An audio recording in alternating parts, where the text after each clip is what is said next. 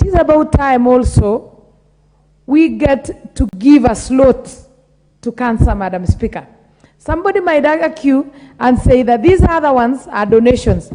But then for the government, if there is no one who is interested to give a donation, or if there is no one who is interested in funding this one, the government of Kenya should actually pick it up and ensure that we do something about cancer. Madam Speaker, cancer, I think, has affected almost every and other family. I lost my father 2 years ago, and my grandfather at the same time to cancer. I understand the plight that families go through when they have cancer patients. You feel helpless, you get traumatized, you're drained to poverty, and eventually the worst nightmare is you know that you are eventually going to lose this person, especially if they are in the later stages of cancer, that is stage 4, stage 3, or stage 4.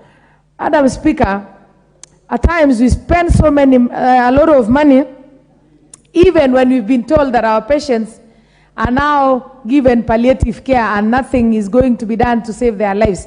But then since you cannot just sit and watch your beloved one dying, you will still spend money knowing that that money is just going to the grave. Madam Speaker, it is about time in this country that some terminal diseases, and in this case cancer, be a burden of the government. The government should help people, or to help the people of Kenya to shoulder some burdens like these ones, because some are very preventable. Like malaria, you can prevent. We could prevent COVID. HIV is preventable. Even the birth control pills are not necessary. We can prevent it naturally. But for the case of cancer, that is something that we don't even know when we have it. And we work with it for several years, several months before it is discovered, and we are now told that there is nothing that can be done about it. Madam Speaker, we are to collect the resources used by individual people in Kenya to take care of their loved ones, to treat their loved ones, to offer palliative care to their loved ones.